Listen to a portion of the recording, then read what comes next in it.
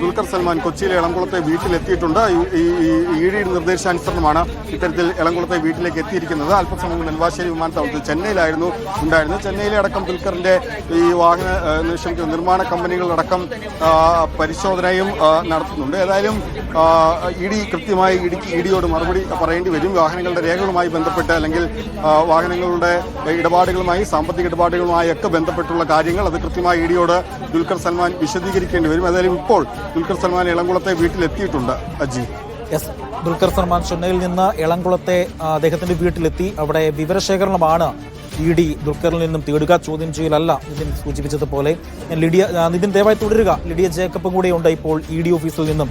Lydia, മലയാള സിനിമയിലെ പ്രമുഖ താരങ്ങളെ എല്ലാം തന്നെയും ഇന്ന് പല സ്ഥലങ്ങളിൽ അവരുടെ സ്ഥാപനങ്ങളിലും വീടുകളിലും ഒക്കെ ഇ ഡി റെയ്ഡ് നടത്തുകയും ചോദ്യം ചെയ്യാൻ വിളിപ്പിക്കുകയൊക്കെ ചെയ്തിട്ടുണ്ട്. ഇ ഡി ഓഫീസിൽ ഇപ്പോൾ ഏത് തരത്തിലുള്ള ചോദ്യം ചെയ്യലാണ് നടക്കുന്നത്? അവിടെ ഏതെങ്കിലും താരത്തെ അവിടേക്ക് വിളിപ്പിച്ചിട്ടുണ്ടോ? ഇ ഡി ഓഫീസിലെ സാഹചര്യം എങ്ങനെയാണ് ലിഡിയ?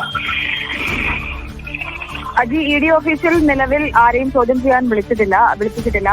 നിലവിൽ ദുൽഖർ സൽമാനെ മാത്രമാണ് ഇത്തരത്തിൽ വിവരശേഖരണത്തിനായി വിളിച്ചിട്ടുള്ളത്. ഇ ഡി ഇതിലൊരു വിശദമായിട്ടുള്ള അന്വേഷണം നടത്തി വരികയാണ്. അതിന്റെ ഒരു പ്രാഥമിക ഘട്ടം അല്ലെങ്കിൽ ഒരു ആരംഭഘട്ടം എന്നുള്ള നിലയിലാണ് ഇന്ന് വിവിധ സ്ഥലങ്ങളിൽ പരിശോധന നടത്തിയത്. രേഖകളും കാര്യങ്ങളൊക്കെ ഒക്കെ പരിശോധിച്ചത്. ദുൽഖറിന്റെ പരമ്പരകളിലെ വീട്ടിലെ പരിശോധന കഴിഞ്ഞ് ഇ ഡി ഉദ്യോഗസ്ഥർ മടങ്ങിയിട്ടുണ്ട്.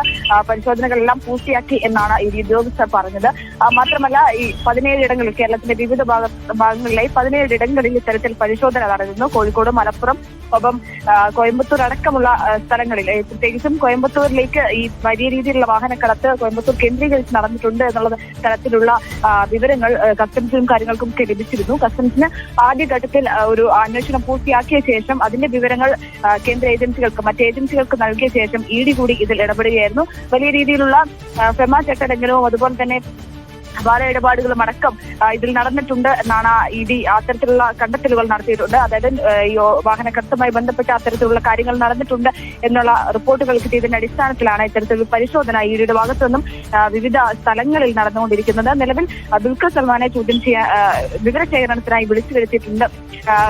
അതിന്റെ നടപടികളും കാര്യങ്ങളും ഒക്കെ നടന്നുകൊണ്ടിരിക്കുകയാണ്. കസ്റ്റംസ് ഓഫീസിലും ഒപ്പം ഇ ഡി ഓഫീസിലും നിലവിൽ മറ്റാരെയും ചോദ്യം ചെയ്യാനായി വിളിപ്പിച്ചിട്ടോ അല്ലെങ്കിൽ മറ്റ് വിവരശേഖരണത്തിനായി വിളിപ്പിച്ചിട്ടോ ഇല്ല എന്നാണ് അറിയാൻ സാധിക്കുന്നത്. ആവേശ് ചക്കാലക്കലിന്റെ വീട്ടിലും പൃഥ്വിരാജിന്റെ വീട്ടിലും ഇത്തരത്തിൽ ഇ ഡി പരിശോധന നടത്തിയിരുന്നു. കൊച്ചിയിലെ പ്രമുഖരായിട്ടുള്ള സിനിമാ താരങ്ങളിലേക്ക് പോവുകയാണ്. കൊച്ചി എളംകുളത്തെ ദുൽഖറിന്റെ വീടിലാണ് ഇപ്പോൾ നിതിനുള്ളത്. നിതിൻ, രാവിലെ മുതൽ തന്നെ ഇ ഡി ഉദ്യോഗസ്ഥർ അവിടെ ഉണ്ട് എന്നാണ് മനസ്സിലാക്കുന്നത്.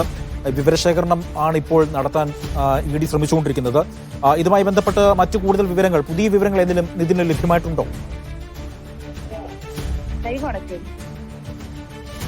നിലവിൽ അല്പസമയം മുൻപ് നമ്മൾ കണ്ടതാണ്. അല്പസമയം മുൻപാണ് ദുൽഖർ സൽമാൻ ഇത്തരത്തിൽ ഈ എളംകുളത്തെ മമ്മൂട്ടിയുടെ വീട്ടിലേക്ക് എത്തിയിട്ടുള്ളത്. ഇത് മമ്മൂട്ടിയടക്കം താമസിക്കുന്ന വീടാണ്. ഈ വീട്ടിലായിരുന്നു രാവിലെ 7 മണി മുതൽ എൻഫോഴ്സ്മെന്റ് ഡയറക്ടറേറ്റ് ഉദ്യോഗസ്ഥർ ഇത്തരത്തിൽ പരിശോധന നടത്തിക്കൊണ്ടിരുന്നത്. ഇപ്പോൾ അല്പസമയം മുൻപാണ് എത്തിയത്. പ്രധാനമായും ഇങ്ങോട്ടേക്ക് ദുൽഖർ സൽമാനെ വിളിച്ചു വരുത്തിയതിന്റെ ഉദ്ദേശം ഈ ഭൂട്ടാനിൽ നിന്നും കടത്തിക്കൊണ്ട് വന്നു എന്ന് കസ്റ്റംസ് സംശയിക്കുന്ന വാഹനങ്ങൾ അല്ലെങ്കിൽ പിടിച്ചെടുക്കപ്പെട്ട വാഹനങ്ങൾ,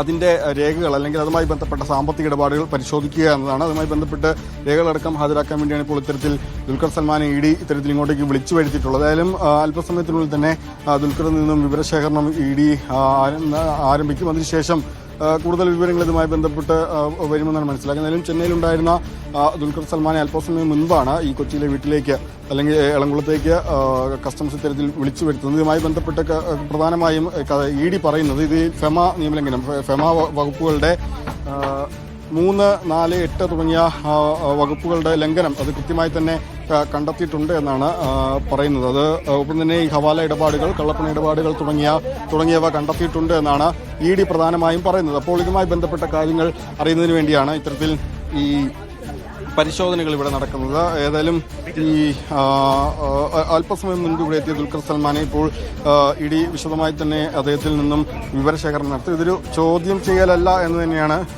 നമുക്ക് മനസ്സിലായി ഇതൊരു ചോദ്യം ചെയ്യലല്ല, ഇത് വിവരശേഖരണം. ഈ വാഹനവുമായി ബന്ധപ്പെട്ട് പ്രത്യേകിച്ച് ഇതൊരു സിൻഡിക്കേറ്റ് അല്ലെങ്കിൽ ഒരു മാഫിയ, കോയമ്പത്തൂർ ബേസ് ചെയ്തുള്ള ഒരു മാഫിയ ഈ വാഹനക്കടത്തിന് പിന്നിലുണ്ട് എന്നാണ് കസ്റ്റംസ് കണ്ടെത്തിയിരിക്കുന്നത്. ED ഇന്ന് രാവിലെ പുറത്തിറക്കിയ വാർത്താക്കുറിപ്പിലും അത്തരത്തിൽ ഒരു സിൻഡിക്കേറ്റ് കോയമ്പത്തൂർ ബേസ് ചെയ്ത് ഈ വാഹനക്കടത്തുമായി ബന്ധപ്പെട്ടുണ്ട്. പ്രധാനമായും ഭൂട്ടാൻ പോലുള്ള അതിർത്തി രാജ്യങ്ങൾ വഴി ഈ വാഹനം കടത്തിക്കൊണ്ടുവരുന്ന ഒരു സിൻഡിക്കേറ്റ് ഉണ്ട്. വ്യാജ രജിസ്ട്രേഷനുകളിൽ അങ്ങനെയാണ് ED അടക്കം അല്ലെങ്കിൽ കസ്റ്റംസ് കരുതുന്നത്.